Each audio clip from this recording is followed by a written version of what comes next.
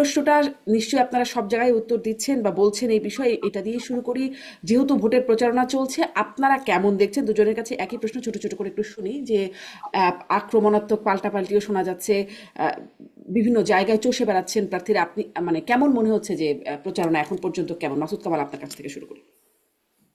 না, মাত্র তো দুদিন হলো, হুম। বৃহস্পতিবার শুক্রবার গেল, আজকে শনিবারও দেখলাম।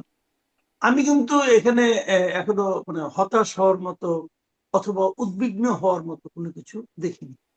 আমার কাছে মনে হয়েছে যে এরকমটাই তো স্বাভাবিক।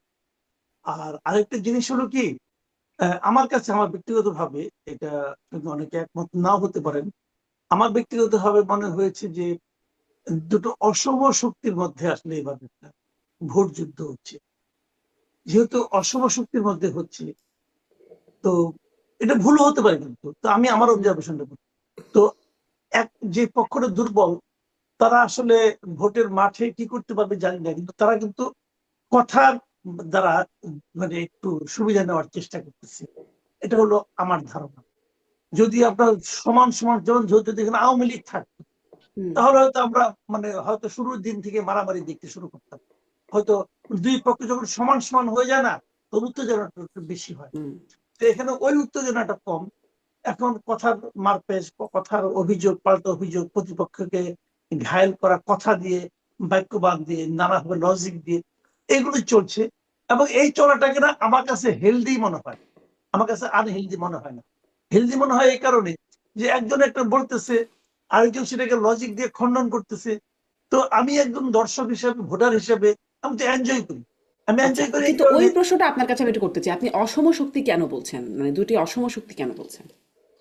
এটা আমার মনে হয় বাংলাদেশের ভোটের যে বাজার, মানে ভোটের যে হিসাব নিকাশ, হুম। এতদিনের যে অভিজ্ঞতা, আমার হুম। মনে হয় যে এখানে আসলে বিএনপির ভোট জামাতের চেয়ে অনেক বেশি। এটা আমার কাছে মনে হয়। এখন জি। মনে করেন, আপনি যদি কোনো একটা জরিপ দেখে বলেন, কেন ওই জরিপে তো বলেছে যে জামাত বিএনপি ভোট বলতে 1% পার্থক্য। হ্যাঁ, হতে পারে, ওটা নিয়ে আমার কোনো বক্তব্য নাই। ওনারা জরিপে পেয়েছেন, তাই দিয়েছেন। আর আমার যেটা অভিজ্ঞতা, আমি তো মানুষের সঙ্গে কথাবার্তা বলি আছি, কিন্তু আমার পাশাপাশি আমি এটাও বলি যে ভোট তো আসলে বলা যায় না। 91-এর কথা মনে করেন একবার, আপনারা মনে আছে কিনা যাই না, হয়তো আপনাদের মনে নাই। তখন তারা জিতে গেল, তখন তার হরতাল হয় না। যাক, এরকম কিন্তু হয়। কাজেই জনগণ যে শেষ পর্যন্ত কোন দিকে কি করবে, এটা কেউ জানে না। মানুষের মন তো অনেক, মানুষের মন তো আরো ভয়ঙ্কর। হুম। কাজেই শেষ পর্যন্ত কি হবে জানি না, কিন্তু আমার হিসাব মতে বিএনপির সঙ্গে জামাতের আসলে ভোটের লড়াইয়ে প্রতিদ্বন্দ্বিতা হওয়ার কথা না। জি, কথা ভোট না। আপনার এই জায়গা থেকে আমি ডক্টর নাহারিনের কাছে যাই। কিন্তু এইখানে আমি আসলে কিছু প্রশ্ন করবো। আপনি ভোটের হিসাব নিকাশের কথা বলছেন, আমি আজকে শিরোনামই করেছি নির্বাচনী সমীকরণ মিলবে তো, মানে হিসাব নিকাশটা মিলবে তো। কিছু পয়েন্টে কথা বলতে চাই। তবে ডক্টর নাহারিন, আপনার কাছেও একই প্রশ্ন আগে একটু শুনে নিই। আপনার কাছে কি মনে হচ্ছে যে প্রচারণা পরিবেশ আপনার কাছে কেমন মনে হচ্ছে এখন পর্যন্ত? আমিও মাসুদ কামাল ভাইয়ের সাথে একমত। যতটুকু প্রচারণা দেখছি ভেরি পজিটিভ মনে হচ্ছে। একটা জিনিস খুব ভালো লাগছে, যেটা সব জায়গায় বলছি, যে কেউ কারোর নাম ধরে ওরকম হুম। করে তীব্র মানে বাক্য বাণে বিদ্ধ করছে না একজন আরেকজনকে। ইনডিরেক্টলি বলছেন, সুন্দর বলছেন।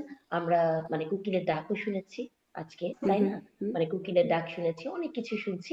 এগুলো একটা পজিটিভ সাইন। তবে একটা জায়গাতে আমার একটু খারাপ লেগেছে, যে একটা ছেলে, মানে ছেলে বলবো কিনা কি বলতে হবে, এনসিপির নাসিরউদ্দিন পাটোয়ারি, হ্যাঁ, উনার একটা বক্তব্য আজকে আমার খুবই অশালীন লেগেছে। উনি সবসময় আসলে এই ধরনের অশালীন বক্তব্য দেন।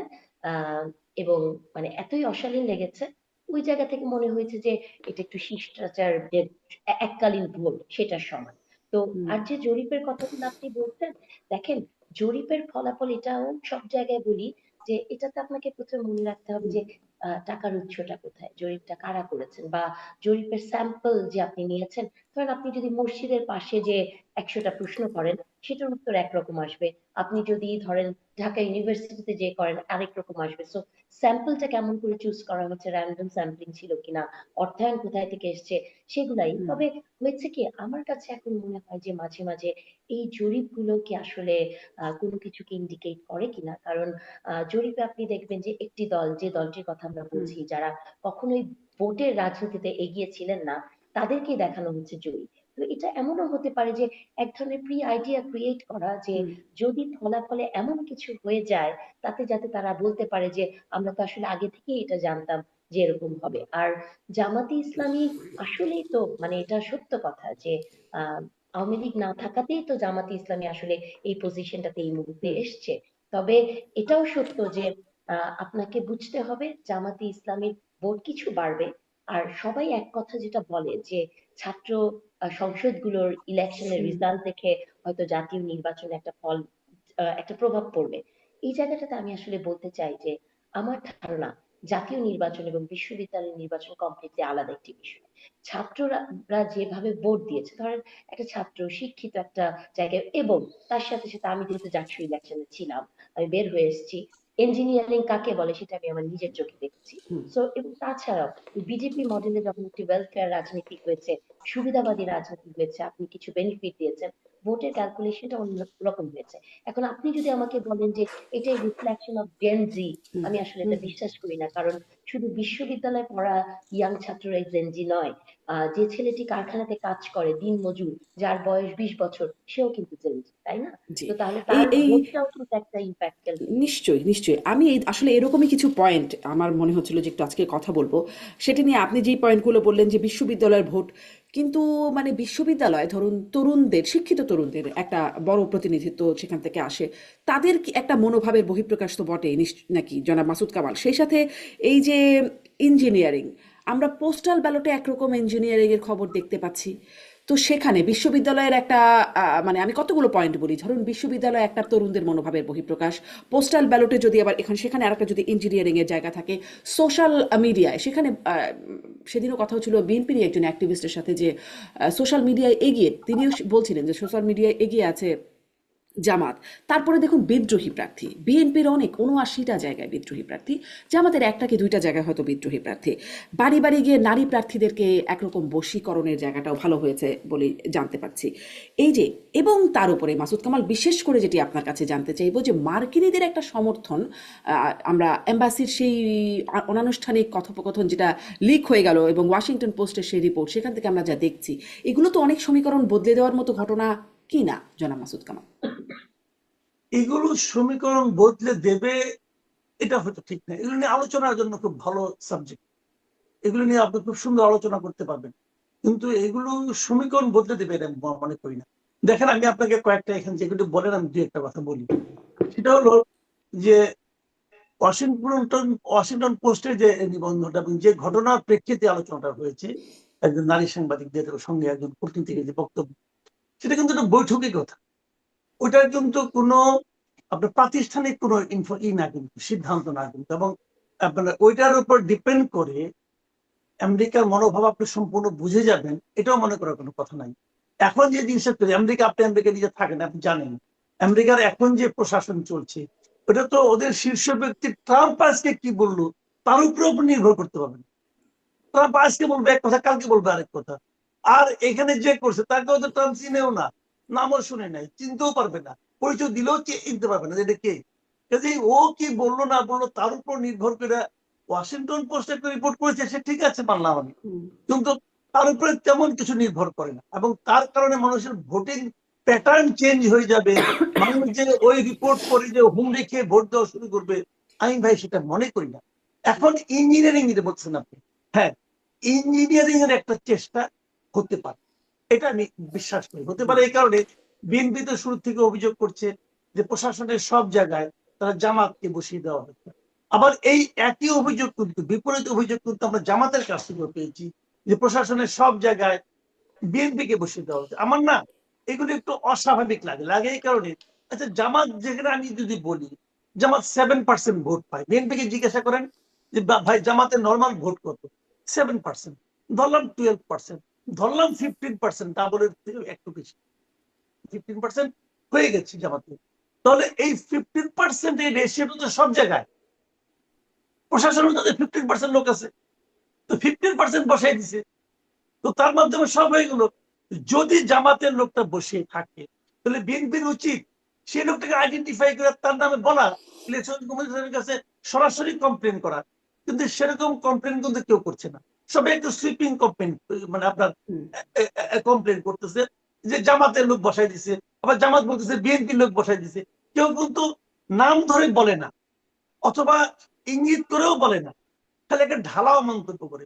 তো এই ঢালাও মন্তব্যের উপর নির্ভর করে বিরাট একটা ইঞ্জিনিয়ারিং হয়ে যাবে, যা নাকি 12 কোটি ভোটকে প্রভাবিত করবে এবং 12 কোটি ভোটকে একদিকে ঠেলে দিবে। আমি মনে করি এটা সম্ভব।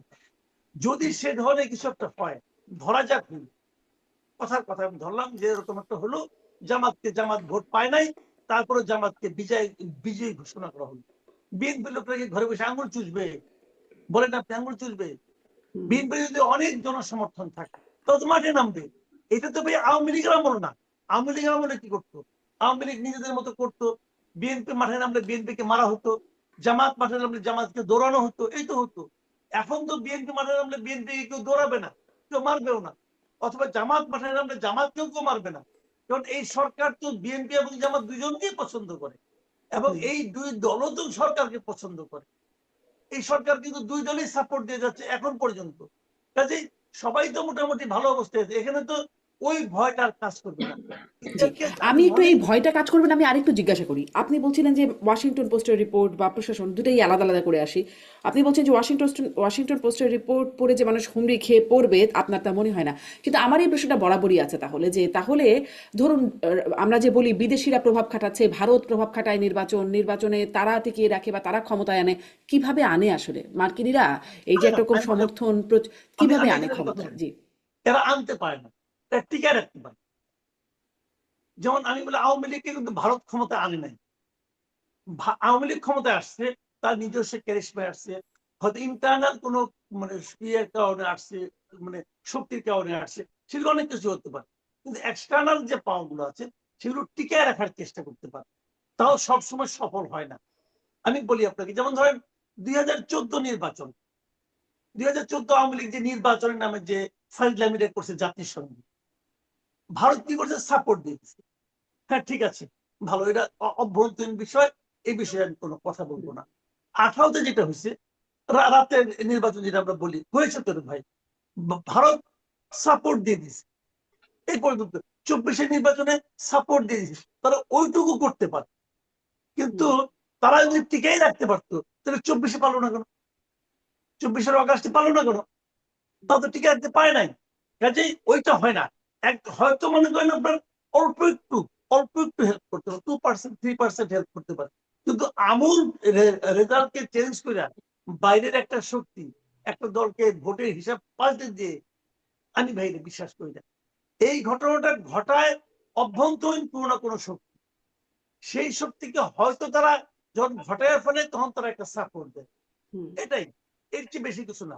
কিন্তু জি। যখন নাকি আপনার 15 এবং মানে আপনার 75-এ ফাইট হয়, তখন না এটা কঠিন হয়ে যায় ভাই, এটা অত সহজ না।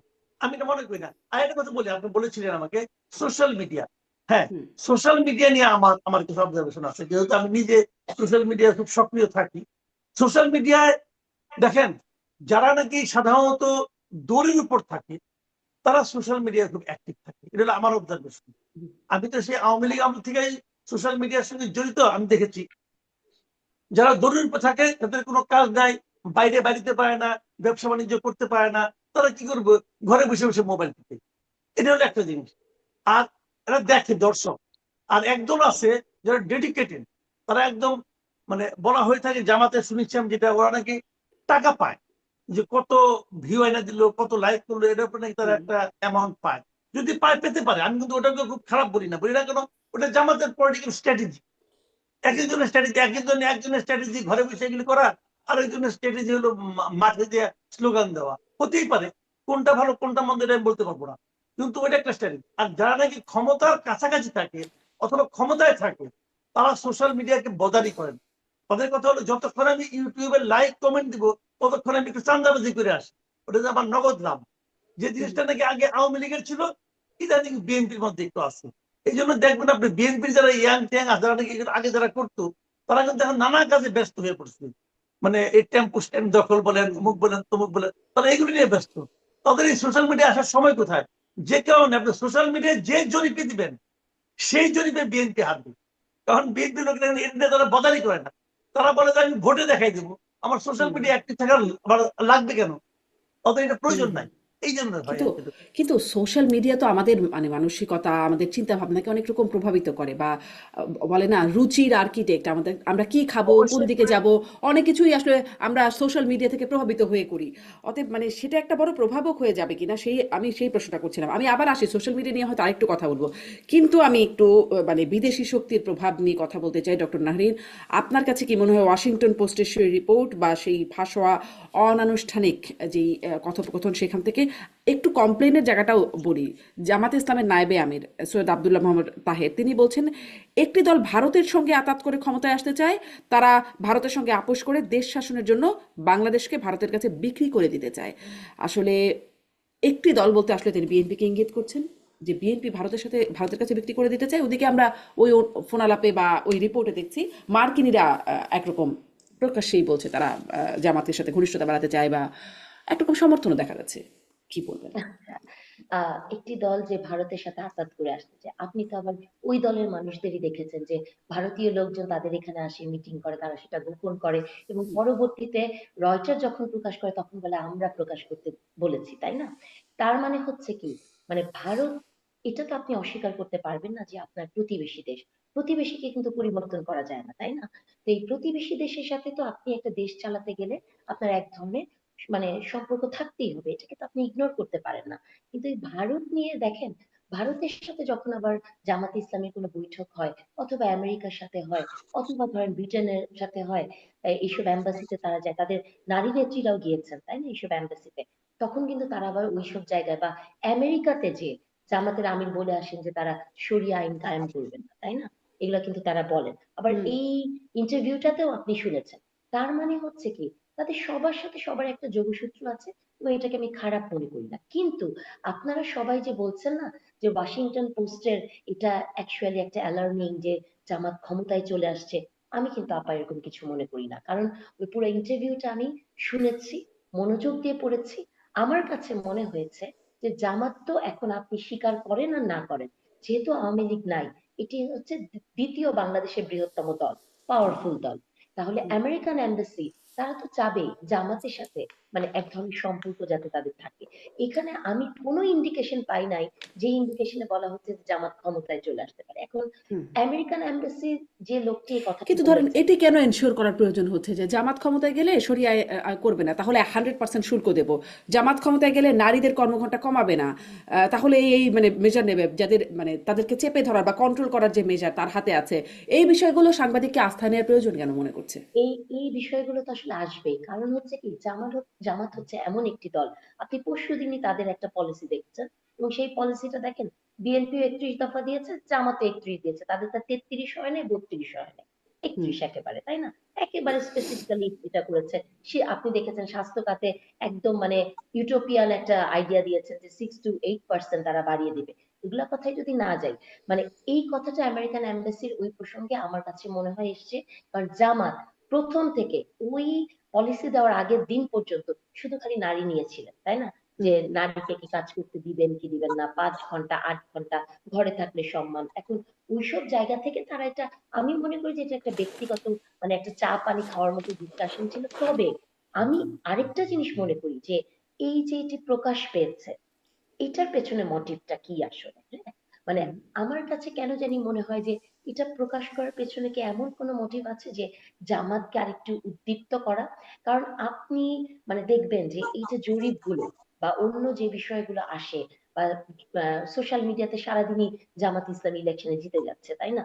বা তারা অনেক অনেক ভোট পাচ্ছে, বিএনপি যেটা মাসুদ কামাল ভাই বললেন, এগুলা হচ্ছে এক ধরনের উজ্জীবিত করা তাদেরকে। এখন এটা কি কোনো আহ জানি না, সবকিছুতে তো কনস্পিরেসি দেখতে ইচ্ছে করে। তো মনে হয় যে এটা কি আসলে ইচ্ছাকৃত ভাবে করা কিনা, যে এই মুহূর্তে ইলেকশনের দ্বার প্রান্তে এসে একটু বোঝানো যে জামাত আসলে আমেরিকার সুদৃষ্টিতে আছে। তো এটাও একটু আমার ভেবে দেখা দরকার।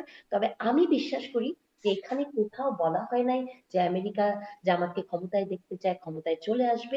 এটি একটি নর্মাল পলিটিক্যাল ডিসকাশন, এবং এই ধরনের ডিসকাশন এমবিসির লোকজনের সাথে হুম প্রতিনিয়তই প্রচুর মানুষের হয়। তবে যে কাজটি হয়েছে, আমি মনে করি যে বাংলাদেশের মিডিয়াতে এগুলো বন্ধ হওয়া উচিত, যে কারো টেলিফোন কল মানে প্রকাশ করা অথবা কোনো প্রাইভেট কনভারসেশন এটাকে রেকর্ড করে পাবলিকলি ছেড়ে দেওয়া, এটা একটি ডাটা প্রোটেকশন লর ভায়োলেশন। হুম। এবং আমি মনে করি যেটা বন্ধ হওয়া উচিত। এটা একটি ন্যাক্কারজনক ঘটনা, যেটি ৭১ টিভি প্রায়ই করতেন বাংলাদেশে। তো এইগুলাতে সেন্সিটিভ হওয়া উচিত আমাদের।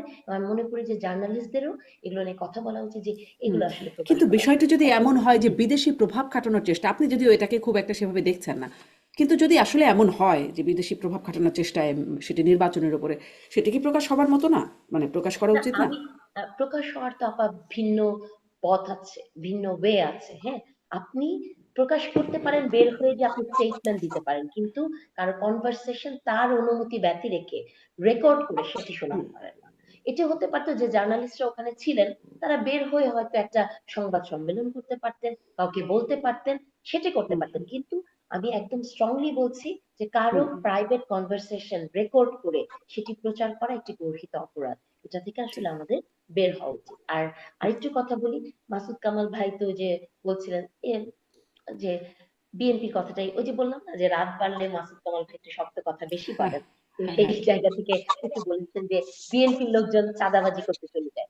মাসুদ কামাল ভাই মনে হয় জামাতে হাদিয়াকে চাঁদাবাজি মনে করেন না। হ্যাঁ, মানে সবাই সবকিছু করে, সুন্দর সুন্দর নাম দিয়ে করে। তো চাঁদাবাজি যেমন বিএনপি করে, জামাত হাদিয়া নেয়, সবই আসলে একই রকম। তো আমাদের দুর্ভাগ্যটা হচ্ছে যে আমরা আসলে এমন একটি কিন্তু জায়গায় জামাত কি চলে যাচ্ছি। হাদিয়া না পেলে আসলে মারপিট করছে বা ব্যবসা বন্ধ করে দিচ্ছে এরকম কাজ করছে?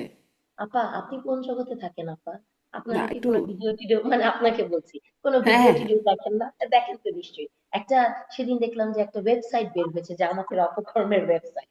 হুম। তো এরকম তো আসলে বাংলাদেশের প্রত্যেকটা রাজনৈতিক দলেরই এই ধরনের, মানে এটাকে আপনি মোটা দাগে বলতে পারবেন না যে কোনো রাজনৈতিক দলের আসলে সাধু সন্ন্যাসী। তবে জামাতে ইসলামীর বেলায় অ্যাক্টিভিস্ট উনি একটি কথা বলেছেন যে জামাতে ভোট দিলে পরকালে কি যেন একটা পথ সুগম হবে। আজকেই বলেছেন, উনি হুম। প্রতিদিন এই ধরনের কথা না, বলেন। তিনি তো আমি আগেই মনে বলেছেন বেহেশতে যেতে হলে জামাতকে ভোট দিতেই হবে, এর কোনো হ্যাঁ, বিকল্পই এবং নাকি এটা নাই, আজকেও বিকল্পই নাই। বলেছেন। হুম। এটা কোনোভাবেই তারা থামছেন না। তবে আমি যেটা মনে করি আপা, যে এগুলোও কিন্তু এক ধরনের নির্বাচন কমিশনের খুব শক্ত চোখে দেখা দরকার। কারণ বাংলাদেশে এখন পর্যন্ত প্রচুর মানুষ আছে যাদের কাছে ধর্মের কার্ডটা প্লে করা খুবই ইজি। যেমন হুম। জামাতের আমির আজকে বলেছেন, আমাদের কাছে ফ্যামিলি কার্ড নাই, আমাদের কার্ড হচ্ছেন আপনারা। মানুষকে সে কার্ড হিসেবে খেলার চেষ্টা করছে। আমি মনে করি যে হুম। মানুষকে কার্ড হিসেবে খেলায় সংযুক্ত না করে একটা ফ্যামিলি কার্ড দেওয়াটা ভেরি মানে জি। ফিজিবল এবং গুড অ্যাটিটিউড। জি, আমি ওই যে শুরুতেই বলছিলাম যে অসম, যারা মাসুদ কামালকে প্রশ্ন করছিলাম যে অসম শক্তি বা হিসাব নিকাশ যতগুলো পয়েন্ট বলছিলাম, তার সাথে এটাও একটা পয়েন্ট, ধর্মের কার্ড, এটাও একটা এগিয়ে রাখার জায়গা তৈরি হবে কিনা যারা মাসুদ কামাল, এটি একটু শুনবো। কিন্তু আমার মূল প্রশ্ন এটা যে আপনারা দুজনেই যখন বলছেন যে জামাত দ্বিতীয় দল হিসেবে বা বা এবার মানে অনেক ভালো অবস্থানে আগের চাইতে আছে, সেটি সাথে সাথে বলছেন যে যেহেতু আওয়ামী লীগ নাই, এই যে যেহেতু আওয়ামী লীগ নাই প্রত্যেকটা সময় সময় আসছে, আওয়ামী লীগের আসলে না থাকার পরেও তাদের কি প্রভাব কেমন এই ভোটে? কারণ তারাও ভোট নিয়ে নানান রকম কথা বলছেন। আমরা দেখলাম শেখ হাসিনা 5 দফা দিয়েছেন। আহ, ভোট বর্জনের আহ্বান তো পুরনো আছেই, জনাব মাসুদ কামাল। দেখেন, আমি আওয়ামী লীগের পয়েন্ট একটু বলি। আওয়ামী লীগের ব্যাপারটা হচ্ছে কি, বাংলাদেশের মানুষের একটা সাইকোলজি আছে। সাইকোলজি হলো তারা তাদের বর্তমান দুর্ভোগটাকে, বর্তমান কষ্টটাকে অতীতের সঙ্গে মিলিয়ে বিচার করে। এটা হলো বাংলাদেশের মানুষের একটা কমন সাইকোলজি। এটা পৃথিবীর অন্য দেশে হয়তো আছে, কিন্তু আমরা আমাদের টাইম বলি আর কি। 24 আগস্ট মাসে আওয়ামী লীগ সরকারের পতন ঘটলো। আমি নিজে সেই পতনের একদম সাক্ষী, মানে কিভাবে কিভাবে হলো পুরোটাই তো আমার সামনে, প্রতিদিনই তো আমি এটা নিয়ে নানা রকম কন্টেন্ট করেছি, একদিনও তো বাদ দিইনি। তো তখনকার যে অভিজ্ঞতা আমার, আমি মনে করি, আমি এখনো বিশ্বাস করি, এটা দেশের মানুষই আওয়ামী লীগ সরকারকে ফেলে দিয়েছে। কোন ষড়যন্ত্র তত্ত্বের কথা বললে ভাই লাভ নাই, এটা বললে আপনি হয়তো মনে মনে শান্তি পেতে পারেন, বাট রিয়েলিটি হলো এই দেশের মানুষ আপনাদেরকে ফেলে দিয়েছে, আপনাদেরকে ত্যাগ করেছে। যদি সেই মানে অগাস্টের পরে 3 মাস ধরেন, সেপ্টেম্বর, অক্টোবর, নভেম্বর মাসে নির্বাচন হতো, তাহলে আওয়ামী লীগ আমার মনে হয় না 10-12টা বেশি সিট পাইত। এটা আমার ধারণা।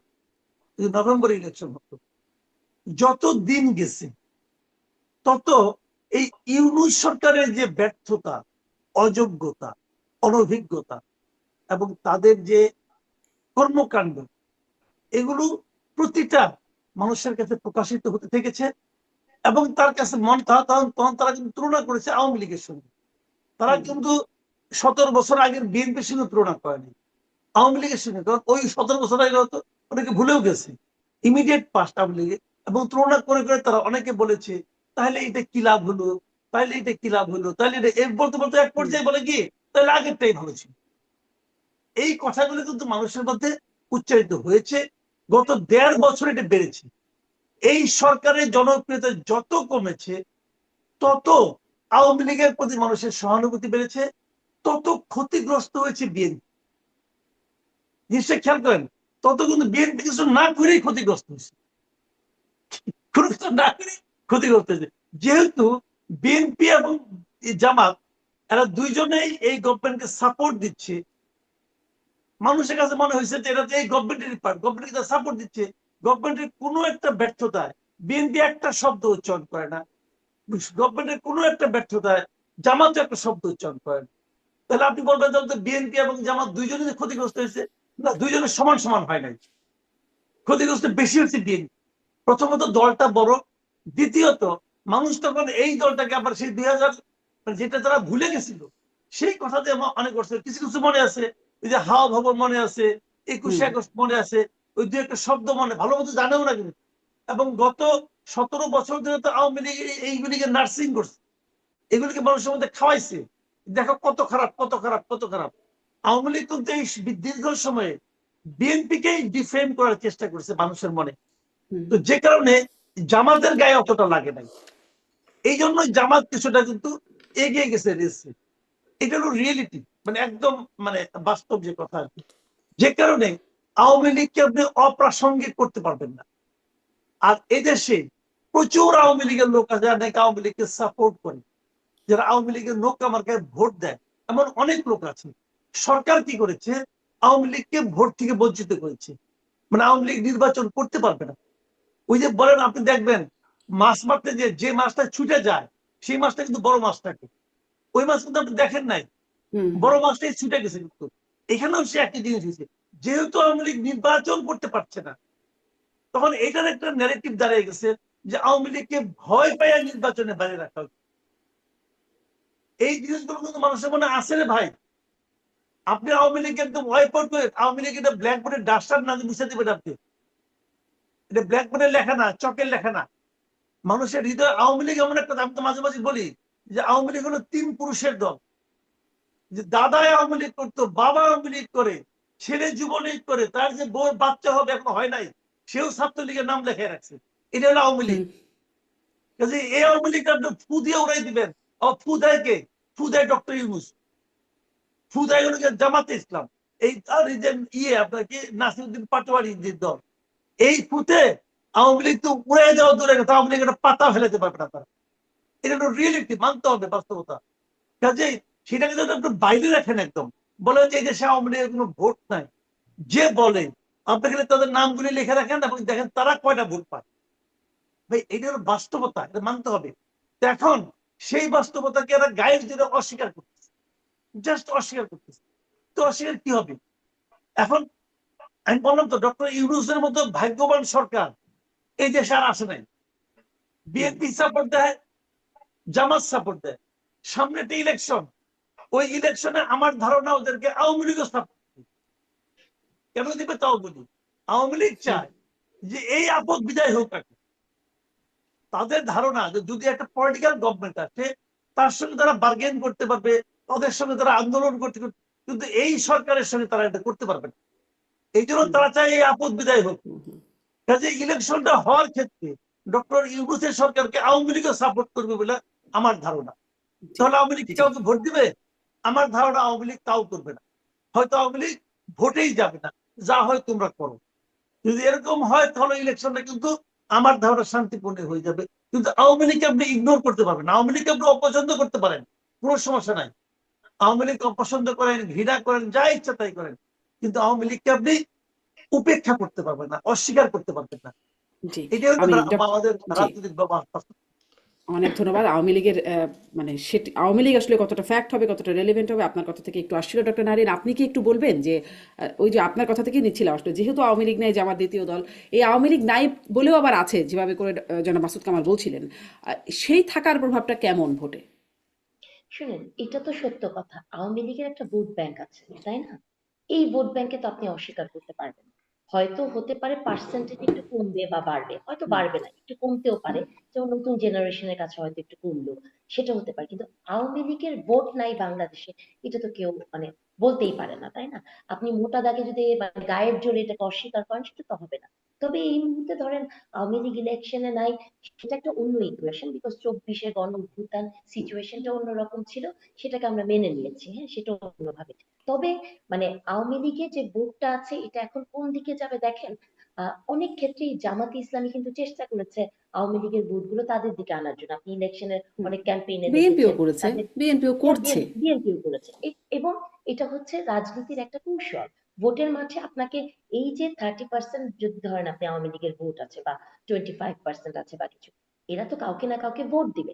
কিছু মানুষ আমি বিশ্বাস করি তা কেন লাগবে, কারণ জামাত তো আসলে গুপ্ত সুপ্ত অবস্থায় প্রত্যেকটা দলের সাথেই ছিল এবং আছে। আমি নিজে বিশ্বাস করি এই মুহূর্তে বিএনপিতে অ্যাটলিস্ট 20-30% জামাত ইসলামীর লোকজন আছে আছে। এটা এটা তাদের একটা স্ট্র্যাটেজি, এবং এই স্ট্র্যাটেজিটা তারা সব সময় খাটিয়েছে। এটাই তাদের রাজনীতি। তারা কিছু মানুষ প্রকাশ্যে থাকবে, কিছু মানুষ অপ্রকাশিত থাকবে, এবং তারা যারা গুপ্ত অবস্থাতে থাকবেন, জামাতে ইসলামী এমন একটি দল, যে দলে আপনি শারমিন বা আমি নাহিদ আজকে যে নাম লেখাতে পারবো না। আপনাকে একটা পরীক্ষার মধ্যে দিয়ে যেতে হবে, আপনাকে একটা প্রসেসের মধ্যে দিয়ে যেতে হবে, আপনাকে পাশ করতে হবে, তারপরেই আপনি ওখানে যেতে পারবেন। দেখেন জামাতের কমিটি নিয়ে, হ্যাঁ, তাদের কিন্তু একটা কথাই আছে যে তারা কমিটিতে কারা আছেন তারা নাম প্রকাশ করেন না। হ্যাঁ, এটা তাদের নাকি স্ট্র্যাটেজি। তাহলে আপনি চিন্তা করেন যে আপনি কমিটিতে আছেন, যে ছাত্র দলের একটা ছেলে রাকিব প্রেসিডেন্ট মনে হয়, হুম, হুম, সে একটি প্রশ্ন করেছিল যে শিবিরের কমিটির কথা, বলেছে যে শিবিরের কমিটি এরা নাকি এগুলো প্রকাশ করে না। তাহলে এই যে হুম, জামাতে ইসলামী গায়ে তো লাগার কোনো কারণই নাই। কারণ জামাতে ইসলামী, ধরেন শারমিন আপা, আমি জানি না আপনি জামাত কিনা, আপনি জানেন না আমি জামাত কিনা, হ্যাঁ, এই এক রহস্যময় রাজনৈতিক দল। এই দল মানে সব জায়গাতে আছে। এখন এইরকম একটা দল যখন মানে বলে যে জাতীয় পার্টিকেও মানে নিষিদ্ধ করতে হবে, আপনি দেখেন এটা বললে আবার বলবে যে স্বৈরাচারের দোষর। আপনি যাই বলেন না কেন, জাতীয় পার্টি যতই ন্যাক্কারজনক কাজ করুক না কেন, জাতীয় পার্টি কিন্তু তার নামে রাজনীতি করেছে। ছাত্র দল বিএনপি কিন্তু তার নামে রাজনীতি করেছে, তাকে কিন্তু গুপ্ত এবং সুপ্ত হতে হয়নি, তাই না? তাহলে এই জায়গা থেকে আমি মনে করি যে রাজনৈতিক স্ট্র্যাটেজিতে জামাত গুপ্ত সুপ্ত অবস্থায় সবসময় ছিল। নারীদের কাছে, যে নারীদের কাছে যাওয়ার, এটা কিন্তু জামাতের একটা বিশাল প্ল্যান। এটা কিন্তু বছরের পর বছর ধরে আমি মনে করি যে বাংলাদেশের প্রত্যন্ত অঞ্চলে প্রায় হুম। প্রতিটি ঘরে প্রতিটি নারীর কাছে জামাতের নারীরা গেছেন, এবং আমাদের কাছেও কিন্তু আসে। জাহাঙ্গীরনগর বিশ্ববিদ্যালয় এমন একটি বিশ্ববিদ্যালয়, আপনি খোঁজ নিয়ে দেখবেন যে তার আশেপাশের গ্রামগুলোতে তারা থাকেন, সংসার করেন, বিয়ে করেন, বাচ্চা হয়, মানে একটা কি ইকোসিস্টেম তৈরি করেন। এটা তাদের স্ট্র্যাটেজি। এবং এটা এমন না যে ধরেন আজকে বিএনপির এক লোক একটা কথা বলে ফেললো, সেটা নিয়ে ধরেন সবাই খুব হইচই করে। জামাতের কোন নেতা, আমি একদম খুব স্পষ্ট ভাবে বলতে চাই, যদি একটা কমেন্ট কোথাও এসে করে, তাকে তাদের ব্যক্তিগত এবং ধ্বংসাত্মক কাজও তারা করেছেন, এবং সেটার ফলাফল তারা এখন পাচ্ছে। তবে কিছু ভোট আওয়ামী লীগের আছে, এটা এখন কোন দিকে যাবে। তবে একটা প্রেডিকশন আমার কাছে মনে হয় যে জামাতে আওয়ামী লীগের ভোট কিছু তো যেত, কিন্তু জামাত হয়তো এনসিপির সাথে একটা অ্যালায়েন্স করার ফলে, কারণ এনসিপির উপর তো আওয়ামী লীগের একটি রাগ আছে, হ্যাঁ, তো হয়তো জামাতের কিছু ভোট হয়তো কমে যাবে। এটা আমার ধারণা আওয়ামী লীগের সাইড থেকে। এটা আমার জি, ব্যক্তিগত মতামত। জি। একটু নারী প্রার্থীদের মধ্যে আপনি বলছিলেন যে প্রত্যন্ত অঞ্চলেও মানে জামাতের নারীদের, নারী প্রার্থী না মানে নারী ভোটারদের মধ্যে তাদের প্রভাবের কথা বলছিলেন। মাসুদ কামালের আমি দেখছিলাম, মাসুদ কামাল আপনি কন্টেন্টও বানিয়েছেন, শুধু মানে প্রত্যন্ত অঞ্চলেই দেখছিলাম না, মানে আধুনিক পোশাক বলি বা পশ্চিমা পোশাক আশাক পরা তরুণীরাও এখন বলছেন তারা জামাতে ভোট দেবেন। এইটাকে আপনি আসলে কিভাবে দেখেন? আপনি বলছিলেন আপনার একটা কন্টেন্ট আমি দেখেছি, তারপরে একটু যদি বলেন। হ্যাঁ, না আমি বলেছিলাম যে আসলে এটা দেখছি, আমরা কিন্তু আমরা অনেক আধুনিক পোশাক পরা নারীকে দেখছি, তারা জামাতকে ভোট দিবে বলেছে এবং কোনো যুক্তি ছাড়াই বলেছে। তাকে এটা জিজ্ঞাসা করা হয়েছে কেন দিবেন, তো যে আমি দিব কারণ তারা আসলে দেশটা ঠিক হবে। এখন তারা দেশটাকে কিভাবে ঠিক করবে এই সংক্রান্ত কোনো কথা কিন্তু জামাতের কোনো নেতার কাছ থেকে আমি হুম, পর্যন্ত শুনিনি। ওই ভদ্রমহিলা কোথায় শুনেছেন আমি সেটাও বলতে পারবো না, সেটা বলেন উনি। কিন্তু এটাকে কিন্তু আপনি ইগনোর করতে পারবেন না। হুম, আমি কিন্তু নিজেও লক্ষ্য করি, যেমন আমি এটা আজকেও আমি বিভিন্ন অনেক অনেকের সঙ্গে আমি আলাপ করি, দেখা হলে করি। যেমন ধরেন আমি তো একসময় স্টুডেন্ট ছিলাম, আমি যখন ঢাকা ইউনিভার্সিটিতে পড়তাম তখন কিন্তু ওখানে জামাতের রাজনীতি নিষিদ্ধ ছিল। নিষিদ্ধ ছিল মানে কি, ওই ছাত্ররা যতগুলি ছাত্র সংগঠন ছিল সবাই মিলে একটা ঐক্যমত্যে পৌঁছেছিল তারা জামাতকে রাজনীতি করতে দেবে না। এগুলো রাজশাহী ইউনিভার্সিটির কিছু ঘটনাকে কেন্দ্র করে। হুম, তো এবং আমি তখন দেখেছি তারপরে জামাত গোপনে গোপনে কিছু আসতো, কিন্তু যতটুকু আমি দেখেছি যে নারীদের মধ্যে জামাতের আসলে কোনো অবস্থানই ছিল না, একদমই ছিল না। তো এইবার যখন ডাকসু নির্বাচন হয় তখন আমার ধারণা ছিল যে মেয়েদের হলে তো জামাত হারবে, আমার ধারণা ছিল। কিন্তু আমি বিস্ময়ের সঙ্গে লক্ষ্য করলাম যে মেয়েদের হলেও জামাত জিতেছে। এখন রাজশাহী জাহাঙ্গীরনগর ইউনিভার্সিটিতে কি হয়েছে এটা প্রফেসর নাহরিন বললেন, উনি এখানে ইঞ্জিনিয়ারিং দেখেছেন, সেটা আমি বলতে পারবো না। কিন্তু ঢাকা ইউনিভার্সিটিতে কেউ কিন্তু কমপ্লেনও করে নাই, যারা হেরে গেছে তারাও বলে নাই যে এখানে ইঞ্জিনিয়ারিং হয়েছে। না তার বলেছে তো, মানেটা হলো কি, বলেছে তো, এমনও তো বলেছে যে হাসিনাকেও হার মানিয়েছে, মানে এরকম একদম এইভাবেই শব্দ ব্যবহার না করেছে না যে না তাকেও না, আমি এরকম এই পাইনি নির্বাচন, ভাইয়া। দুই না, একজন ছাত্র ব্যক্তিগত ভাবে দলের বলেছে, ছাত্র, হাসিনাই কিন্তু বলেছেন। নর্মালি নর্মালি হুম, আমি এটা পাইনি যে তারা খুব বলেছে যে তারা, আমি তো এখনো দেখি, না, আমি আমি লিখিত আমি কিন্তু দিয়েছে। দু একজন স্টুডেন্টের সন্ধানও পেয়েছি যাদেরকে আমি জিজ্ঞাসা করেছি আপনারা জামাতকে ভোট দিয়েছেন কেন, উত্তর কি পেয়েছি জানেন? তার উত্তর যে তার যারা জামাতকে নিরাপদ মনে করেছে। হুম, এখন এই যে নিরাপত্তার কথা তারা বলছে, এখানে আমার একটা ইকুয়েশন কিন্তু আসে আসলে, সেই ইকুয়েশনটা অন্য জায়গায় আমি বলি। কিন্তু তার আগে আমি বলি যে মেয়েদের মধ্যে একটু চেঞ্জ এসেছে, এটা এসেছে। আপনি পুরো সোসাইটিতে চেঞ্জ আনতে পারে এখানে আনবেন না কেন। আর গ্রামের মেয়েদের মধ্যে জামাতের অনুপ্রবেশটা খুব চোখে পড়ার মতো। অনেক গ্রামে আপনি যোগাযোগ করে দেখেন, তারা কিন্তু মানুষের কাছে যাচ্ছে, এবং গ্রামের মেয়েরা তো অত তর্ক করতে পারে না, অত তর্ক করেও না, তারা ব্যস্ত থাকে হুম, খুব। ওই ব্যস্ততার মধ্যে দুই একজন যারা আসে তারা অতিথি পরায়ণ হয়, আসে বসতে দেয়, কথা বলে, হুম, মিষ্টি মিষ্টি কথা বলে। ওরা তো প্রথম বলে নামাজের কথা, আসেন নামাজ পড়েন, নামাজটা 5 ওয়াক্ত পড়েন, নামাজ তো ভালো কাজ, এগুলো এগুলো তারা তাদের টেকনিক অগ্রসর হয়। এক একটা এডুকেশনাল যে স্টেজ আছে, শিক্ষার মান অনুযায়ী তারা এক এক ভাবে অগ্রসর হয়, এক একজনের ধরো এক এক স্ট্র্যাটেজি। তো সেভাবে এবং সেই মারা তো তার মেয়েদেরকেও প্রভাবিত করে। এবং আবার এই মেয়েরাও চিন্তা করে যে এখানে এখানে আরেকটা হিসাব আছে, সেটা আমি বলি আপনাকে, যে এই বিশ্ববিদ্যালয়গুলো যে জামাত জিতেছে এর পেছনে আরেকটা কারণ হলো যে বিশ্ববিদ্যালয়ের স্টুডেন্টদের মধ্যে একটা ভীতি ছিল, এটা কিন্তু ছাত্রলীগের প্রতি না, এই ভীতিটা ছিল সরকারি দলের প্রতি। হুম, ছাত্রলীগ যেহেতু সরকারি দল ছিল সেহেতু তারা এখানে টর্চার করেছে, গণরুম করেছে, মিছিলে জোর করে নিয়ে গেছে, এই ভীতিটা তাদের মধ্যে ছিল। এবং এই স্টুডেন্টরা চিন্তা করেছে আমরা একটা সরকারি দলের ছাত্র সংগঠনকে আসতে দেব না। এই চিন্তা থেকেও তারা কিন্তু বেসরকারি একটা দল হিসেবে তারা জামাত করেছে। এটাও হতে পারে, আমি আমার এগুলি হাইপোথিসিস, হুম, আমি শিওর না। কিন্তু আমি মনে করি কিছু হয়েছে, কিছু পরিবর্তন হয়েছে মাস। মেয়েদের মধ্যে ধারণ, আপনি একটা কথা বলেন আমাকে, আপনি দেখেন না কেন এখন হিজাব পড়ার সংখ্যা কত, হিজাব পড়ার হার কত? 70-80% স্টুডেন্ট হিজাব করতেছে। তো যারা হুম, 80% যদি হিজাব পড়ে মেয়েরা, তাদের মধ্যে যদি এই আউট অফ 80% যদি 60% জামাতকে ভোট দেয় তাহলে তবে জিতা যায়। হুম, হিজাব পরে কেন? এটা তো একটা মনোজগতে একটা চেঞ্জ তো আসছে, এই চেঞ্জটাকে আপনি অস্বীকার করতে পারবেন না। এই চেঞ্জটা আসছে, এই চেঞ্জের জন্য বেসিক্যালি দায়ী হলো শেখ হাসিনা। আমি বলবো যে এটা আবার আরেক কোন দিকে যেতে, এই চেঞ্জের জন্য শেখ হাসিনা দায়ী। সে তো তাদেরকে থেকে কওমি জননী এই উপাধি পাওয়ার জন্য কি না করছে, ওদেরকে সব দিয়ে দিছে, দিছে না, ভোট তো পায় না একটা ওদের কাছ থেকে, ওদের কাছ থেকে ভোট একটাও পায় নাই, কিন্তু সব দিয়ে দিছে। এবং ওর প্রতিফল পাঠ্যপুস্তকে চেঞ্জ আনছে শেখ হাসিনা, আনে নাই, অস্বীকার করতে পারবেন, হুম, আনছে। ওই আপনার হেফাজতের কথা অনুযায়ী তারা পাঠ্যপুস্তকের সিলেবাস চেঞ্জ করছে, করছে তো ভাই। হুম, এখন আপনি শৈশব থেকে একটা স্টুডেন্টকে শিখাইছেন, ওই শিক্ষাটা দিয়েছেন, আপনি এখনো মানে শুকর গুজারি করেন আল্লাহর কাছে যে বিজ্ঞান পড়া বন্ধ করা হয় নাই। ওই দাবি উঠতে পারে বিজ্ঞান পড়া বন্ধ করে দরকার নাই, হইতে পারে। এখন এইগুলো যে হয়েছে, এখন এত বছর ধরে হইতে থাকছে, তার কোনো প্রতিফল আপনার হবে না। আপনি যে বীজ বৃক্ষের যে বীজ রোপণ করেছেন সেখানে যে গাছটা তো হয়েছে রে ভাই, হুম, সেই গাছের কুবাতাস আপনাকে সহ্য করতে হবে। এবং সেটা জি এখন আমরা জি সহ্য করতেছি। আগামীতে কোন সরকার আসবে, এটাকে কিভাবে কে ট্যাকেল করবে, তার উপর অনেক কিছু নির্ভর করবে, কিন্তু খুব সহজ হবে না। জি ডক্টর নারিন, এই বিষয়ে যদি আপনি কিছু বলা থাকে একদম ছোট্ট করে শুনে আমি একটা পরের প্রশ্নে যাবো। জি। না, এবার এই বিষয়ে আসলে একটু বেশি বলতে হুম। চাচ্ছিলাম, কারণ জি হচ্ছে যে বলেন। মাহমুদ কামাল ভাই যেভাবে বললেন আমি বিষয়টাকে অন্যভাবে দেখি। দেখুন, একটা আধুনিক মেয়ে কেন জামাত ইসলামের ভোট দিবে, এই প্রশ্নটা আসে, তাই না? আপনি দেখেন জামাতের স্ট্র্যাটেজিটা কি। জামাত খুব স্মার্ট কিছু মেয়েদেরকে নিয়ে আসছে। আপনি দেখবেন যে আমাদের মতো বিশ্ববিদ্যালয়ের শিক্ষকরা তাদের চক্ষুশূল, কারণ আমরা যে ন্যারেটিভ তৈরি করি তার পক্ষে যায় না। কিন্তু আমার থেকেও ধরেন আরো আধুনিক পোশাক পরা কোনো একজন শিক্ষিকা, যিনি কিনা নায়িকার থেকেও কম কিসের মানে এরকম ট্যাগ দিয়ে তাকে মানে দেখানো হয়, হ্যাঁ? তিনি কিন্তু জামাতের কর্মী, তাই না? বা মানে জামাতে ইসলামীর সাথে তিনি আছেন। এগুলো কেন করে জামাতে ইসলাম? বা আপনি যদি জামাত ইসলাম যেসব স্মার্ট মেয়েদের কথা বলছেন, যারা হিজাব করে খুব ইংলিশে কথা বলে সেদিন পলিসি দিয়েছে, জামাত সবসময় নেপোটিজমের কথা বলেন না?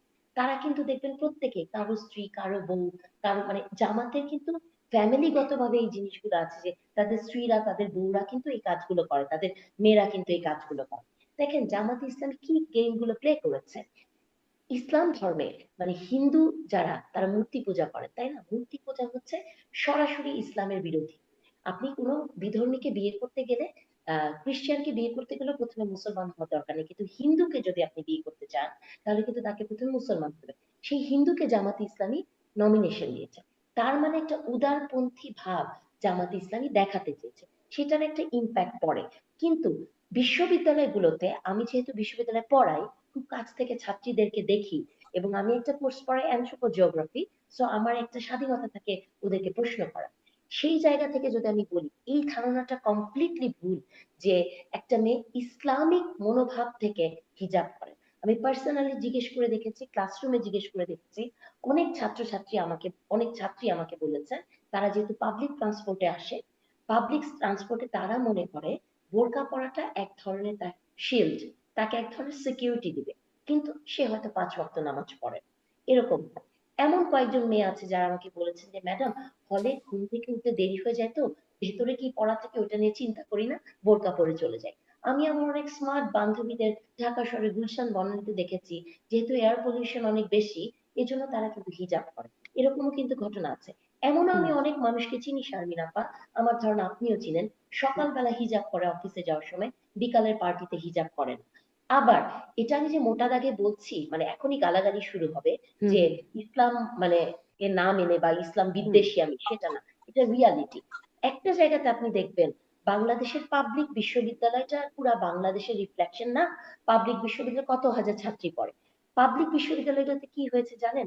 গত 10-15 বছর পাবলিক বিশ্ববিদ্যালয়ে কারা পড়তে এসছে এটা আপনাকে দেখতে হবে। আমাদের সময় পাবলিক বিশ্ববিদ্যালয়ে পড়াটা কিন্তু একটা স্টেটাস সিম্বল ছিল না, যে আপনি মেধাবী পাবলিক বিশ্ববিদ্যালয়ে পড়েন, বাবার যতই টাকা থাকুক না কেন। এখন কিন্তু আপনার বাবার টাকা আছে, আপনি মেধাবী, আপনি বিদেশ যাচ্ছেন, বা আপনি মেধাবী, বাবার অত টাকা নাই, আপনি প্রাইভেটে পড়ছেন, এবং আপনি মেধাবী আর কিন্তু মানে টাকা পয়সা কিছুই নাই, আপনি পাবলিকে যাচ্ছেন, এবং পাবলিকে আমি এটা মানে খুব শক্ত সামর্থ্য ভাবে বলতে চাই, পাবলিকে এখন 50, 60, 70% স্টুডেন্ট মাদ্রাসা ব্যাকগ্রাউন্ড থেকে আসে, একটা দরিদ্র জনগোষ্ঠী হুম। পাবলিক হুম। বিশ্ববিদ্যালয়ে আসে। এটা একটি রিজন এইসব হিজাব করার পেছনে। আরেকটি রিজন কি জানেন? আমার অনেক ছাত্রী এবার আমাকে হুম। বলেছেন যে ছাত্র শিবির বা যারা ইসলামিক দল করে তারা ঈদের সময় তাদেরকে কাপড় দিয়েছেন। ধরেন আজকে আপনি শারমিন আপা ঢাকা বিশ্ববিদ্যালয়ে পড়েন, আপনার ভাইয়ের কোনো চাকরি নাই, আপনার ভাইকে ইসলামী ব্যাংকে চাকরি দিয়ে দিবে। আপনার মা অসুস্থ, সেই গ্রামের বাড়িতে যে তাকে ইবনে সিনাতে আনার ব্যবস্থা করবে, আপনাকে কোচিং এ পড়িয়ে আপনাকে হুম। একটা হুম। স্কলারশিপ দিবে। তাহলে এই যে বছরের পর বছর তারা যেটা করেছে, এটারও তো একটা রিফ্লেকশন আছে। তবে হুম। আমি এখনো বিশ্বাস করি যে এটা এমন না যে যে মেয়েগুলো রিয়েলি পর্দা করে বা ইসলামকে ফলো করে তারা যে সবাই জামাতের সাপোর্টার, এটা আমি বিশ্বাস করি না। এটা জি আমার জি, আপনি এটা পরে এটা আপনি প্রশ্ন একটা করেন। পোশাকের সাথে একটা বিষয় উল্লেখ করলেন। কৌশলে তো খুব ভালোই মনে হয়, যদি মানুষের সাহায্য করে এরকম উপরে আসা যায় বা একটা পজিশন করা যায় তাহলে তো খুব ভালোই শোনায় সেটি।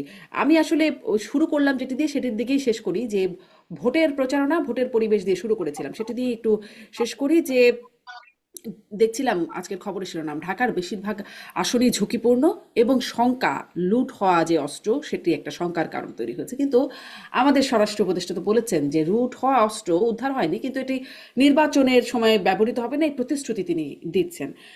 আসলে লুট হওয়া অস্ত্র কতটা শঙ্কা তৈরি করে, আর স্বরাষ্ট্র উপদেষ্টার প্রতিশ্রুতিতে একটুখানি আশ্বাস পান কিনা মাসুদ কামাল?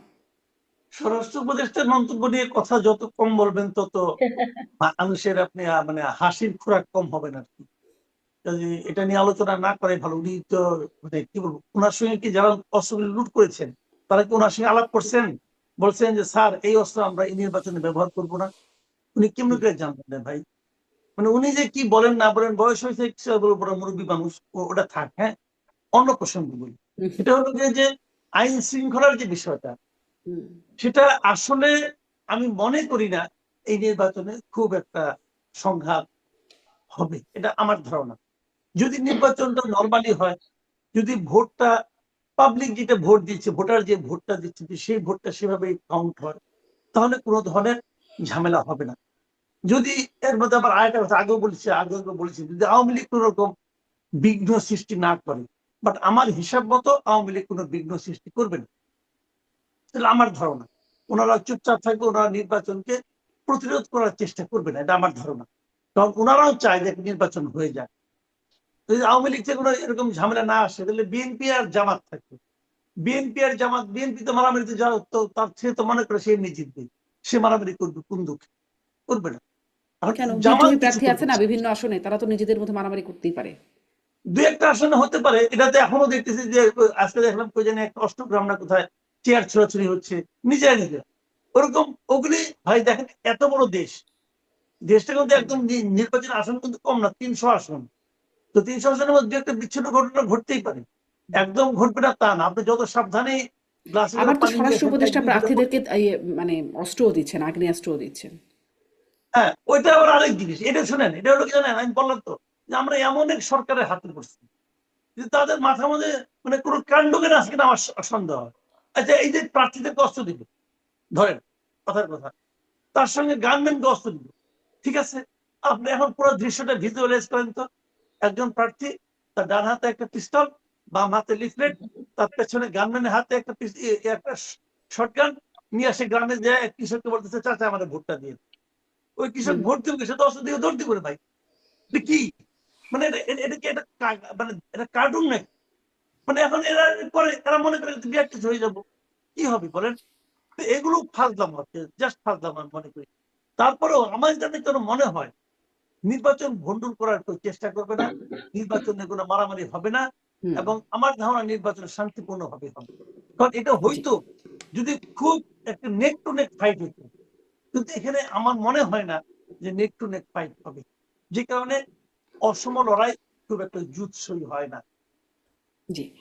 ডক্টর নাহারিন, আপনার কি মনে হয় নির্বাচন ভণ্ডুল করার চেষ্টাও কেউ করবে না, কেউ মানে মারামারি হবে না, বা শান্তিপূর্ণই হবে বলে মাসুদ কামালের যে কনক্লুশনটা সেখান থেকে আপনার কাছে আসি, আপনার কি মনে হয় কেমন ওই যে থাকবে? যেটা হচ্ছে 17 বছর আমরা স্বপ্ন দেখেছি না, মানে ধরেন ওই স্বপ্নের কন্টিনিউশনই মাসুদ ভাইয়ের মধ্যে আছে, তাই না? আমরা ওই স্বপ্নই দেখি যে এরকম হবে না। আমি আসলে এই স্বপ্নটা দেখতে চাই কামাল ভাইয়ের সাথে, দেখতে চাই যে নির্বাচন এরকম কিছু হবে না। তবে ওই যে স্বরাষ্ট্র উপদেষ্টার কথা বলি না, আমাদের মাসুদ ভাইয়ের সাথে বলি যে আমাদের এমনই এক দুর্ভাগ্য, এমনই স্বরাষ্ট্র উপদেষ্টা পেয়েছি। মাঝে মাঝে আমি জানি না এটা পাবলিকলি বলা উচিত কিনা, আমার মনে হয় যে আমিও যদি একটা জোরে ধমক দিই উনি কেঁপে উঠবেন। মানে এইরকম একটা স্বরাষ্ট্র উপদেষ্টা আমরা পেয়েছি। তো এই যে এই কথাটাও আমি বলতে চাচ্ছিলাম যে উনি কি আসলে, ওনাকে কি কানে কানে সে বলে গেছে যে এই অস্ত্র আমি ব্যবহার করবো এটা করার জন্য, ওইটা করবো ওইটা করার জন্য? এটা তো না। এই ধরনের বালুখিল্য কথা বলাটা একটা মানে উচিত না এই জায়গা থেকে। আর যেটা যে গানম্যানকে, এবং আপনি চিন্তা করেন একটা আর্মস আপনি প্রার্থীকে দিলেন, বাংলাদেশের কয়জন প্রার্থী জানে কি করে একটা আর্মস ব্যবহার করতে হয়, আর্মসটা কিভাবে রাখতে হয়? এগুলোও কিন্তু একটা ট্রেনিং এর বিষয়, তাই না? তো কোথায় রাখতে হবে? আমরা তো জানতাম যে যারা প্রাইভেটলি গান ওন করে ইলেকশনের আগে সেগুলো জমা দিতে হয়। আজকে আমি শুনলাম যে 38% যে গানগুলো মানে অস্ত্রগুলো চুরি হয়ে গিয়েছিল, লুট হয়ে গিয়েছিল, 38% ফেরত আসেনি। তারা এখন বলে এটা পানিতে ফেলে দিয়েছে কেউ, কি হয়েছে না হয়েছে। তার মানে একটা শঙ্কা তো আছে যে এই ধরনের অস্ত্র মানে সাধারণ মানুষের হাতে আছে। এটা একটা শঙ্কা। আর তার সাথে সাথে আরেকটা শঙ্কা কি জানেন? প্রতিদিন ঘুম থেকে উঠে শুনি কি পুলিশের মনোবল ভেঙে গেছে। আপা হুম। বলেন তো, বা আপনি যখন পুলিশে জয়েন করবেন, আর্মিতে জয়েন করবেন, আপনার তো অনেক সাইকোলজিক্যাল টেস্ট দিয়ে সেখানে আসতে হয়। মনোবল কি এতই ঠুনকো জিনিস যে একটা ধরেন পৃথিবীর কোনো দেশ দেখাতে পারবেন যে যুদ্ধের পরে ওই দেশের পুলিশের মনোবল ভেঙে যায়? বাংলাদেশের পুলিশ এমন কি পুলিশ যে তার মনোবল ভেঙে যায়? আমাকে পুলিশের একজন কর্মকর্তা উনি বলেছেন যে অ্যাকচুয়ালি এটা ইচ্ছে করে নাকি বলা হয়, তাদের নাকি সেই সক্ষমতা আছে, কিন্তু এটা বলে জনমনে এক ধরনের ভীতি তৈরি না, করার চেষ্টা কিন্তু নাকি কিন্তু করা হয়। কিন্তু এখন দেখা যায় ছোট বাচ্চা ছেলেরা তারাও গিয়ে পুলিশের ওসিকে ডিআইজিকে যেভাবে হুমকি ধামকি দেয়, আপনি বলছেন স্বরাষ্ট্র মন্ত্রণালয় মানে উপদেষ্টা কেঁপে উঠবেন, পুলিশ তো কেঁপে ওঠে তারা যখন হুমকি ধামকি দেয়। এটা তো আসলে মনোবলের বহিঃপ্রকাশ না কিসের বহিঃপ্রকাশ জানি না, কিন্তু এরকম ঘটনা তো দেখা যেত না আগে। শুনেন, কেঁপে তো উঠবে। আপনি দেখেছেন সিলেট না কোথায় এক ছেলে এসে মানে খুব জোরালো ভাষায় বলছে পুলিশকে মেরেছি, এইটা করেছি ওইটা করেছি, তাকে আবার সন্ধ্যাবেলা জামিন দেওয়া হচ্ছে। এখন এইটা তো শুধু খালি পুলিশ কেঁপে ওঠে কি কারণে? কারণ সে জানে যে এখানে কোনো একটা রিয়াকশন দেখালে মব যেভাবে করে তাকে অ্যাটাক করবে, তাই না? এটা কিন্তু অ্যাকচুয়ালি মব কালচার। আপনার কি মনে হয় না আপা, যে যেভাবে করে ঘোষণা দিয়ে প্রথম আলো, ডেইলি স্টার হুম। ভাঙা হয়েছে, আমার হুম। বিশ্ববিদ্যালয়ের এক ছাত্র নেতা যেভাবে প্রকাশ্যে বলেছে উদীচীকে গুঁড়িয়ে দিতে হবে, এবং হুম। পরে উদীচীকে গুঁড়িয়ে দেওয়া হলো, এই সরকারের কি কোনো ডিজিএফআই নাই? এই সরকারের কি কোনো গোয়েন্দা বাহিনী নাই যারা হাদি মরার পরেই বুঝতে পেরেছিল যে এই ধরনের একটি ঘটনা ঘটবে? 200-100 মানুষের মব যে সরকার কন্ট্রোল করতে পারে না, আমি তো বলবো যে এটা আসলে সরকারের অক্ষমতা নয়, হুম। এটা হচ্ছে সরকার এক ধরনের সিলেক্টিভ কাকে থামাবে। ধরেন যমুনার সামনে আপনি আমি গেলে গরম পানি মারবে, আমরা দেখেছি পূর্বে অনেকে গিয়েছে তাদের হুম। স্বস্তি দেওয়ার জন্য ঠান্ডা পানি মেরেছে। তার মানে হচ্ছে কাকে ঠেকাবে কাকে ঠেকাবে না, এই ব্যাপারে সরকার খুবই সিলেক্টিভ। তাহলে মানে আপনি কি বেসিক্যালি বলবেন পুলিশের মনোবল আসলে ভাঙে নাই, কি ভেঙেছে যে এই ধরনের কাজে তারা আসলে ওই যে 200-100 লোকের মব কেন পুলিশ নিয়ন্ত্রণ করতে পারবে না, কিন্তু তারা কিন্তু মবের কাছে ঝাড়ি খেয়ে চুপ থাকে, কিছু বলতে পারে না, মানে কেন বলতে পারে না, কি ভেঙেছে তাদের যে তারা বলতে মানে পারে না? তাদের আসলে কিছুই ভাঙে নাই, তারা আসলে সব ঠিকঠাকই আছে, কিন্তু উপর থেকে যে মানে কমেন্টটা আসতে হবে সেটা ভেঙে চুরে খান খান হয়ে যাচ্ছে। হ্যাঁ, হুম। হুম। বিষয়টা হচ্ছে এটা যে তাদের পুলিশ তো ইচ্ছা করলে তাকে তো একটা মানে কমান্ড আসতে হবে উপর থেকে, না যে তুমি এইভাবে অ্যাকশন করো বা এটা, তো তাকে তাকে যখন ওইভাবে করে বলা হয় না, আমার পুরা হুম। মানে আমি তখন বাইরে ছিলাম, আমি দেখছিলাম ভিডিওতে প্রথম আলো যেভাবে ভাঙা হয়েছে বা ডেইলি স্টার যেভাবে ভাঙা হয়েছে, আমার কাছে মনে হচ্ছে যে সরকার এটা সদিচ্ছার অভাব, এটা পুলিশ বা আপনি আপনি খালি হুম। একটা জিনিস চিন্তা করেন, আচ্ছা, আমরা আমার একটা ছোটবেলায় ছোট্ট প্রশ্ন, কমেন্ট কি আসতে হবে যে ব্যবস্থা নাও, নাকি এটা তো একটা স্বাভাবিক ব্যাপার যে এরকম ঘটনা ঘটলে ব্যবস্থা নিতে হবে, নাকি আসতে হবে যে ব্যবস্থা নিও না, মানে কেন তারা ব্যবস্থা নেবে না, এটা আমার আসলে প্রশ্ন। মানে আমার কেন জানি মনে হয় আপা যে এইরকম কি কিছু আছে কিনা, যে তাদেরকে ওইরকম করে বলা হয় যে এতটুকু পর্যন্ত যাবে, এর বেশি আর তাকানোর দরকার নেই। হুম। আপনি বলেন তো আপনার শৈশবে মনে পড়ে একটা আর্মির গাড়ি আসলে মানুষ দৌড়ে পালাতো, তাই না? হুম। হুম। সেনাবাহিনী দেখলে কিন্তু বাংলাদেশের সব মানুষ সোজা হয়ে একদম। যেত। একদম সেই আমার ছোটবেলা কেন, সেনাবাহিনী, করোনাকালের কথাই চিন্তা করেন। হ্যাঁ চিন্তা করো, সেই সেনাবাহিনী দাঁড়িয়ে থাকে, তার সামনে দিয়ে এসব মানে ভাঙে, এটা হুম। করে ওটা করে, তাহলে মানে সেই সেনাবাহিনী তো, তাই না? মানে এমন তো কিছু হয় না যে সেনাবাহিনীতে আমূল পরিবর্তন হয়েছে, সেনাবাহিনীতে সব হুম। মানে ডক্টর ইঞ্জিনিয়াররা সেনাবাহিনীর সদস্য হয়েছেন, হুম। হুম। কোনো মানে সেনা সদস্য জি। আর ওইখানে নাই, তারা কেউ আর্মস চালাতে পারে না। তার মানে এখানে কিছু একটা আছে আমার কাছে জি। মনে হয়। একদম শেষ বাক্যে কিছু একটা সম্পর্কে কিছু বলবেন, কিছু একটা আছে, মাসুদ কামাল। দেখেন, এই যে বললেন না সেনাবাহিনী পুলিশের কি ভেঙেছে, পুলিশের ভাঙবে কি, পুলিশের যিনি সর্বোচ্চ ব্যক্তি মানে স্বরাষ্ট্রমন্ত্রী, হুম। স্বরাষ্ট্র উপদেষ্টা, ওনার মেরুদণ্ড ভেঙে গেছে, তো পুলিশের না ভেঙে আর কি করবে? ওনার তো কিছু নাই আসলে। বিষয়টা হলো কি, যখন একটা মব ঘটছে, আপনি মবকারীকে যদি শাস্তির আওতায় না আনেন, তাহলে মব চলতেই থাকবে। আপনি মনে করেন একটা জিনিস, এই ধানমন্ডি বলা হয় না ঠিক হবে কিনা যাই না, ধানমন্ডির সামনে একজন প্রৌঢ়া মহিলাকে একটা তরুণী হুম। যে লাঠি দিয়ে পেটালো, পেটালো তো, ওই হুম। ঘটনায় পুলিশ অ্যাকশন নিল, গ্রেপ্তার করলো কাকে? যে মার খেলো তাকে, মহিলাকেই। হুম। যে মার খেলেন তাকে গ্রেপ্তার করলো, তাকে নিয়ে জেলে ঢুকালো, তার জামিনও হলো না, তাকে জামিনও দেওয়া হলো না। তাহলে এখানে কি সরকার এই ঘটনার মাধ্যমে কি প্রমাণ করলো? যে পেটাবে, যে মব করবে সে ভালো, আর যে মবের শিকার হবে তাকে জেলে ঢুকতে হবে। এই তো হলো। মঞ্জুর আলম পান্না সাংবাদিক, তাকে নিয়ে জেলে ঢুকালো। হাফিজুর রহমান কার্জন ঢাকা ইউনিভার্সিটির প্রফেসর, তাকে নিয়ে জেলে ঢুকালো। কি সে মব করছিল? সে কিছু করছিল?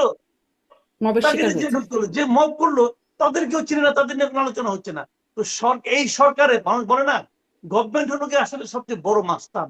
কারণ গভর্নমেন্টের কাছে অস্ত্র থাকে, গভর্নমেন্টের কাছে সেনাবাহিনী থাকে, পুলিশ থাকে, অমুক থাকে, তমুক থাকে, এরা সবাই গভর্নমেন্টকে হেল্প করে। আমাদের গভর্নমেন্টের সবচেয়ে বড় অস্ত্র হলো মব। তারা পুলিশের উপর নির্ভর করে না, তারা মবের উপর নির্ভর, কারণ পুলিশের উপর নির্ভর করলে হবে কি, পুলিশ এক পর্যায়ে জিজ্ঞাসা করতে পারে, এটা কোন আইনে করবো কাজটা? মব তো জিজ্ঞাসা করবে না, মবকে বলবে ভাঙো, জ্বালাও, হুম, তারা ভাঙবে, জ্বালাবে, আর সরকার দূরের থেকে দেখবে এবং লোকে ভয় পাবে যে না, এখানে আইনত আইনের কিছু করা যাবে না, মুক্ত কণ্ঠে কিছু বলা যাবে না, কিছু দেখা যাবে না, হুম। এইগুলি করতে হবে। আমরা যা